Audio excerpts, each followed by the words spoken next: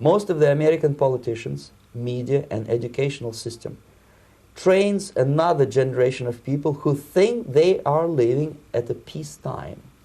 False. United States is in the state of war, undeclared total war against the basic principles and the foundations of this system. And the initiator of this war, however ridiculous it may sound, the world communist system or the world communist conspiracy, whether I scare some people or not, I don't give a hoot. If you are not scared by now, nothing can scare you. The time bomb is ticking. With every second, the disaster is coming closer and closer. Unlike myself, you will have nowhere to defect to, unless you want to live in Antarctica with penguins. This is it. This is the last country of freedom and possibility. Our conversation is with Mr. Yuri Alexandrovich Bezmenov. Mr. Bezmenov was born in 1939 in a suburb of Moscow. He was the son of a high-ranking Soviet Army officer. He was educated in the elite schools inside the Soviet Union and became an expert in Indian culture and Indian languages. He had an outstanding career with Novosti, which was the, and still is, I should say, the press arm or the press agency of the Soviet Union. It turns out that this is also a front for the KGB. One of his interesting assignments was to brainwash foreign diplomats when they visited Moscow. And he'll tell us a little bit about how they did this and how they planted information which eventually wound up in the press of the free world. He escaped to the West in 1970 after becoming totally disgusted with the Soviet system, and he did this at great risk to his life.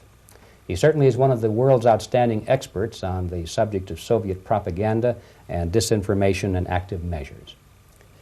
Well, you spoke several times before about ideological subversion. That is a phrase that I'm afraid some Americans don't fully understand. When the Soviets use the phrase ideological subversion, what do they mean by it?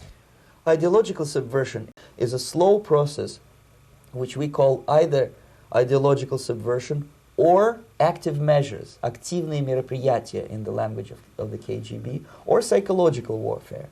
What it basically means is to change the perception of reality of every American to such an extent that despite of the abundance of information, no one is able to come to sensible conclusions in the interests of defending themselves, their families, their community, and their country. It's a great brainwashing process which goes very slow, and it's divided in four basic stages. The first one being demoralization. It takes from 15 to 20 years to demoralize a nation. Why that many years? Because this is the minimum number of years which requires to educate one generation of students in the country of your enemy, exposed to the ideology of the enemy. In other words, Marxism-Leninism ideology is being pumped into the soft heads of at least 3 generations of American students without being challenged or counterbalanced by the basic values of Americanism, American patriotism. This is the first stage of befriending a professor. You can see myself on the left with the same James Bond smile. On the right is my KGB supervisor, Comrade Leonid Mitrokhin, and in the middle a professor of political science in Delhi University. The next stage would be to invite him to a gathering of Indo-Soviet Friendship Society. There he is sitting next to his wife before he is being sent to USSR for free trip. Everything is paid by the Soviet government. He was made to believe that he is invited to USSR because he is a talented, sober-thinking intellectual. Absolutely false. He is invited because he is a useful idiot, because he would agree and subscribe to most of the Soviet propaganda cliché. And when he is coming back to his own country, he is going for years and years to teach the beauties of Soviet socialism to newer and newer generations of his students, thus promoting the Soviet propaganda line. The result you can see. Most of the people who graduated in the 60s, dropouts or half-baked intellectuals, are now occupying the positions of power in the government, civil service, business, mass media, educational system. You are stuck with them. You cannot get rid of them. They are contaminated. They are programmed to think and react to certain stimuli in a certain pattern. You cannot change their mind, even if you expose them to authentic information, even if you prove that white is white and black is black, you still cannot change the basic perception and the logic of behavior. In other words, these people, the process of demoralization is complete and irreversible. To get rid society of these people, you need another 20 or 15 years to educate a new generation of patriotically minded and common sense people who would be acting in favor and in the interests of the United States society. And yet these people who've been programmed and, as you say, in place and Yes. who are favorable to an opening with the Soviet concept, these are the very people who would be marked for extermination in this country? Most of them, yes. Simply because the psychological shock when they will see in future what the beautiful society of equality and social justice means in practice, obviously they will revolt. They will be very unhappy, frustrated people. And the Marxist-Leninist regime does not tolerate these people. Obviously they will join the links of dissenters, dissidents. Yes. Unlike in present United States, there will be no place for dissent in future Marxist-Leninist America. Here you can get popular like Daniel Ellsberg and filthy rich like Jane Fonda for being dissident, for criticizing your Pentagon. In future, these people will be simply squashed like cockroaches. Nobody is going to pay them nothing for their beautiful, noble ideas of equality. This they don't understand, and it will be a greatest shock for them, of course. The demoralization process in the United States is basically completed already. For the last 25 years. Actually, it's overfulfilled because demoralization now reaches such areas where previously not even Comrade Andropov and all his experts would even dream of such a tremendous success. Most of it is done by Americans to Americans, thanks to lack of moral standards. As I mentioned before, exposure to true information does not matter anymore. A person who was demoralized is unable to assess true information. The facts tell nothing to him. Even if I shower him with information, with authentic proof, with documents, with pictures, even if I take him by force to the Soviet Union and show him concentration camp, he will refuse to believe it until he is going to receive a kick in his fat bottom. When a military boot crashes his balls, then he will understand, but not before that. That's the tragic of the situation of demoralization. So basically America is stuck with demoralization, and unless, even if you start right now, here, this minute, you start educating new generation of Americans, it will still take you 15 to 20 years to turn the tide of ideological perception of reality back to normalcy and patriotism.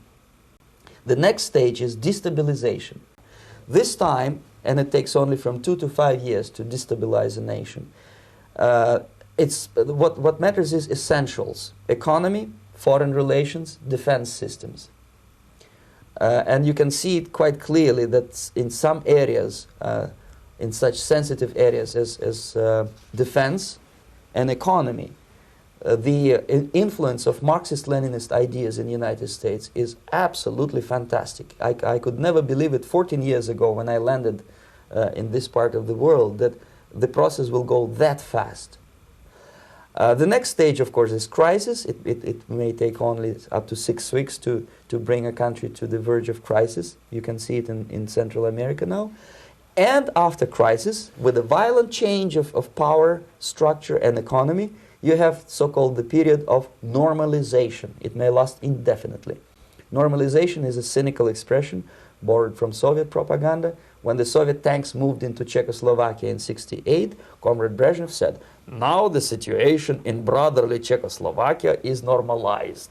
This is what will happen in the United States if you allow all these schmucks to bring the country to crisis, to promise people all kind of goodies and the paradise on earth, to destabilize your economy, to eliminate the principle of free market competition and to put a big brother government in Washington, D.C., with benevolent dictators like Walter Mondale, who will promise lots of things, never mind whether the promises are fulfillable or not. He will create false illusions that the situation is under control. Situation is not under control. Situation is disgustingly out of control.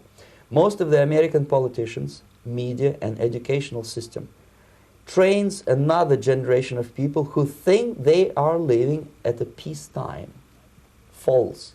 United States is in the state of war, undeclared total war against the basic principles and the foundations of this system.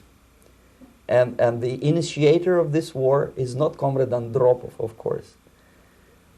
It's the system. However ridiculous it may sound, the world communist system or the world communist conspiracy, whether I scare some people or not, I don't give a hoot. If you are not scared by now, nothing can scare you.